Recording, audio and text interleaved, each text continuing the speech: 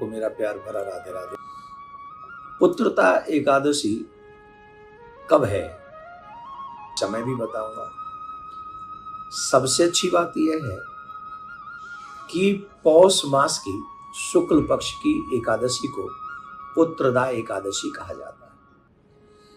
इस एकादशी का बहुत बड़ा महात्म्य है। इसको मैं शॉर्ट में समझा दूं क्योंकि मैं वीडियो ज्यादा बड़ा नहीं करना चाहता।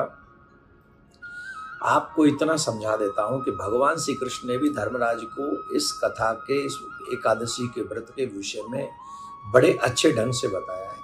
जैसा कि इसके नाम से प्रतीत होता है, पुत्रदा एकादशी मतलब जो गृहस्थ में लोग गए हैं और उन लोगों को पुत्र प्राप्ति करने में, संतान प्राप्त करने में तकलीफ होती है, कष्ट होता है या अड़चने आती हैं, जैसे मिसकैरेज हो जाना, गर्भ का न ठहरना आदि आदि बहुत सारी समस्याएं, मेडिकली प्रॉब्लम्स भी बहुत होती हैं। तो ऐसे लोगों को, पति पत्नी को निष्ठा के साथ, श्रद्धा के साथ पुत्रदा एकादशी का व्रत करना चाहिए। इससे जो भी दोष होते हैं वो दोष मिट जाते हैं। इसके एक और अच्छी बात है कि हम लोग उस दिन किसी चांदी के पात्र में दूध और मिश्री लेकर पीपल के वृक्ष पर या आंवला के वृक्ष पर हम लोग चढ़ा सकते हैं। इसका भी बहुत बड़ा फल है। हम आपको बताते हैं कि पुत्रदा एकादशी से आपको पुत्र संतान प्राप्त करने में भगवान आपके ऊपर कृपा करते हैं। दूसरा, इससे हमें पितृ ऋण से उऋण होने का भी सौभाग्य प्राप्त होता है। अब न पुत्र चाहिए और न पितृ ऋण से उऋण होना है, क्योंकि हम सब कर्म कर ही रहे। तो इसका एक बहुत बड़ा फल है कि जन्म जन्मांतरों के पापों का नाश कर देती है ये पुत्रदा एकादशी।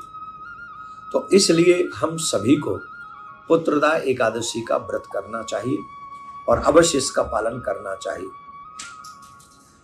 हम आपको और भी बताएंगे कि पुत्रदा एकादशी का महत्व जो है वो अनेकों पुराणों में वर्णन किया गया है। पुत्रदा एकादशी का महत्व पुराणों में, महाभारत में बताया गया है।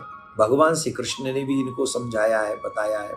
पुत्रदा एकादशी के दिन एक दुर्लभ, बहुत दुर्लभ संयोग बन रहा है, वो है ब्रह्म योग का निर्माण। इस योग में भगवान विष्णु की पूजा करने से साधक को समस्त मनोवांछित फल की प्राप्ति हो जाती है। तो यह जो मुहूर्त बन रहा है वह बन रहा है बड़ा शुभ मुहूर्त है, दुर्लभ योग है। तो आप सभी इस दिन जितनी पूजा करेंगे, जितना भजन करेंगे, जितना आप प्रयास करेंगे, कोई दान पुण्य करेंगे, पीपल की जड़ में आप जल चढ़ा सकते हैं, आपको उसका उतना ही फल मिलेगा।